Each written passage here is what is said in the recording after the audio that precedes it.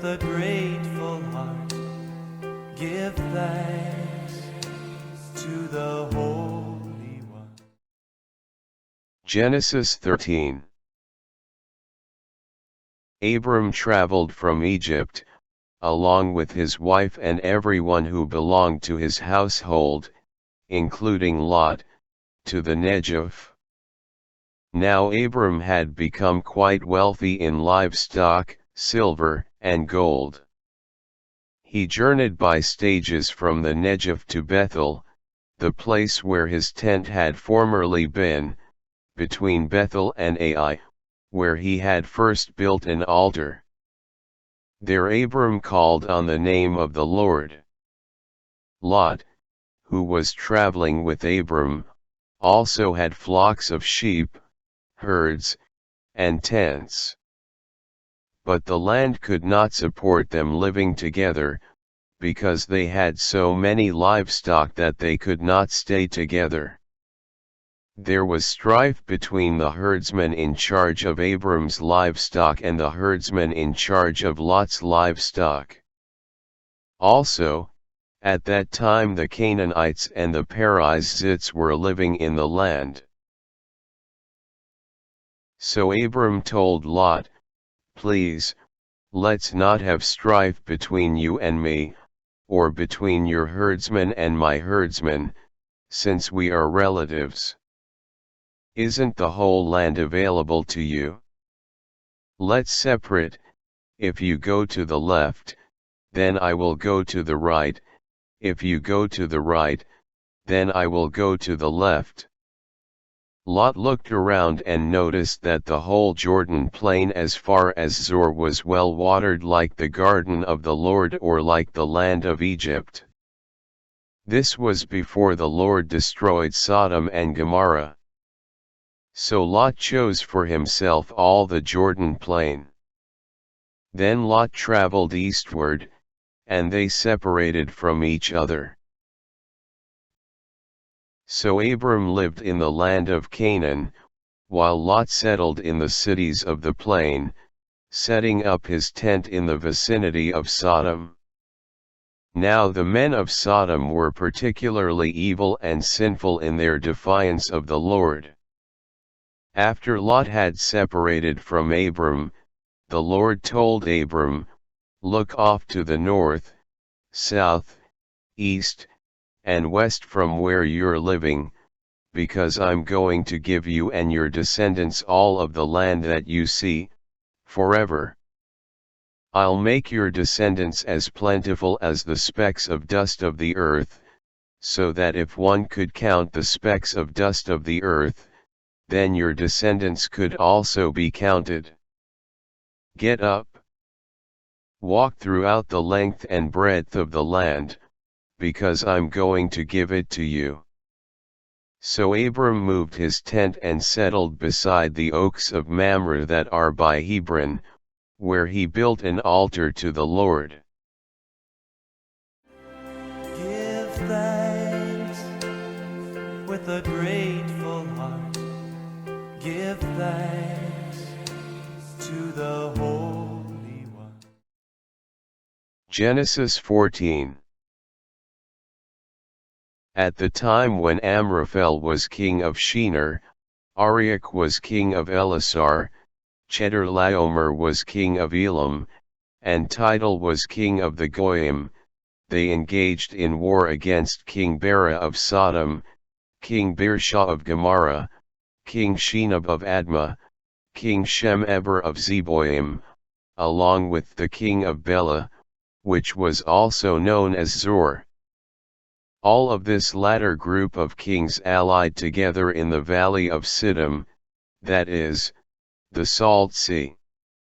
They were subject to Chedorlaomer for 12 years, but they rebelled in the 13th year.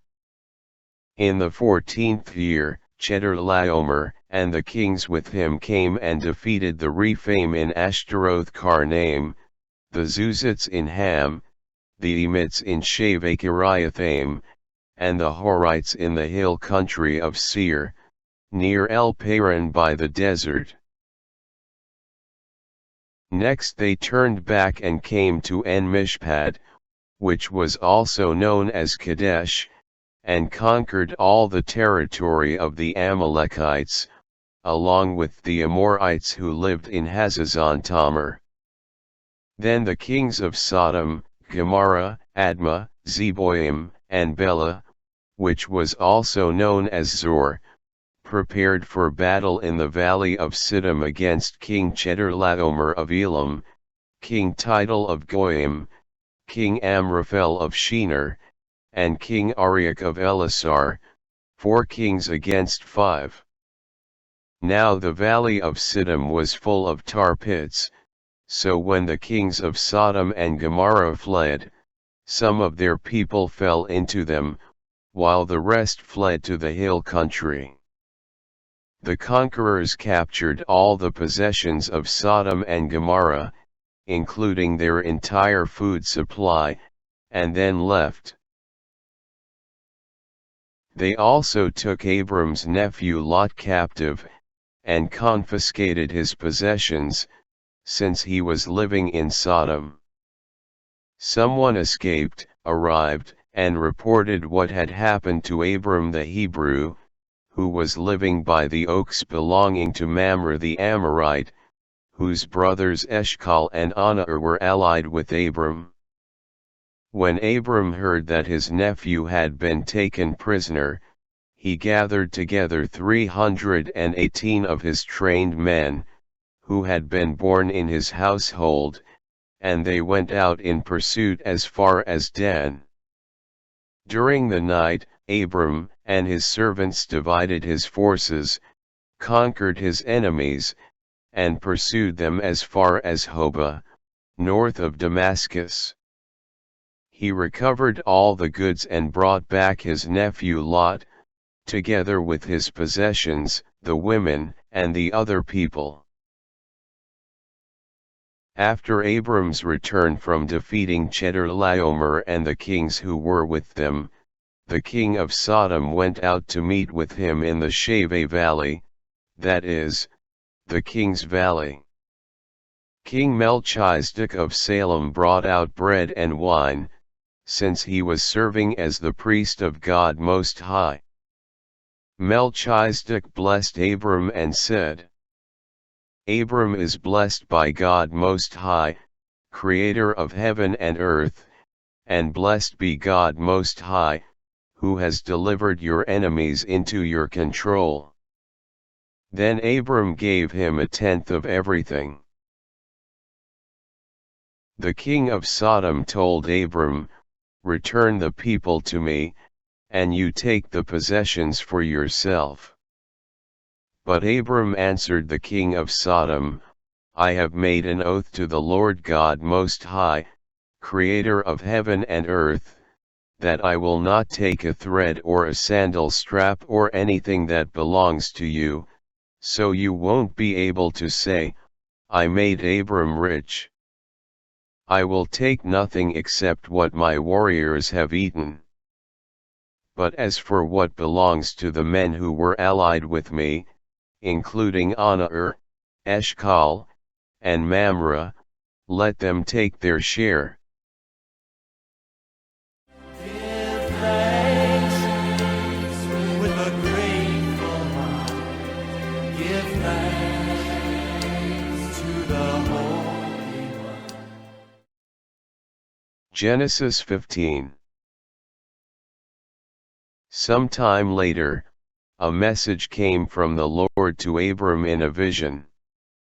Stop being afraid, Abram, he said. I myself, your shield, am your very great reward.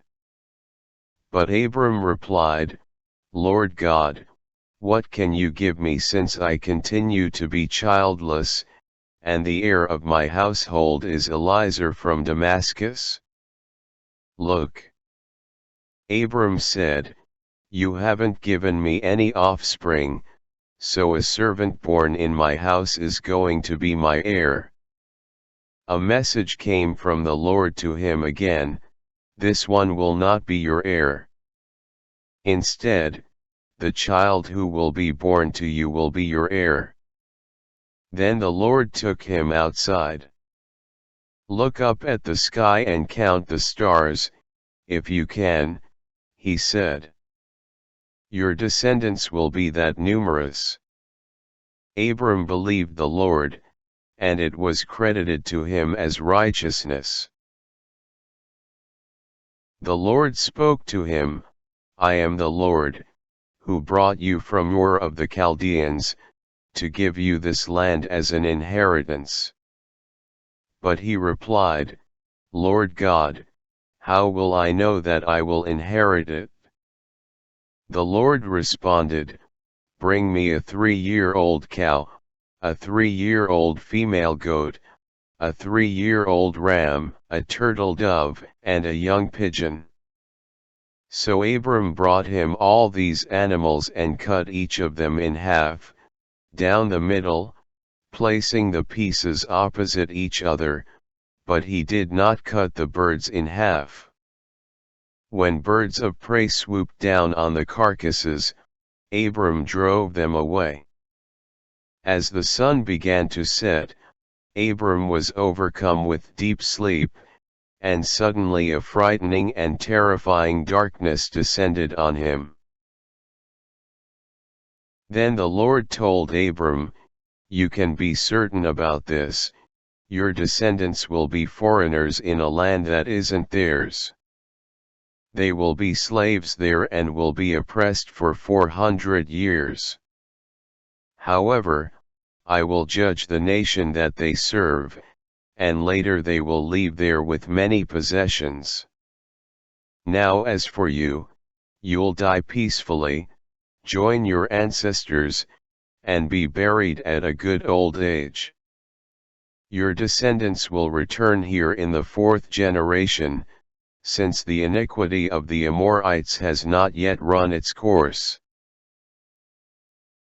When the sun had fully set and it was dark, a smoking fire pot and a fiery torch passed between the animal pieces.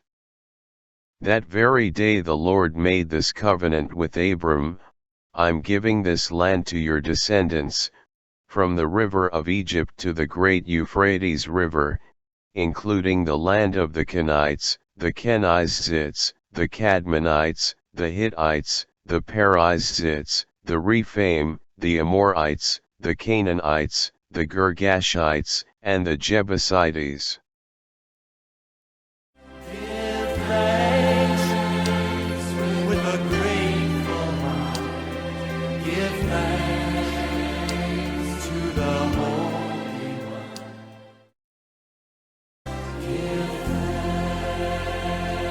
We give thanks to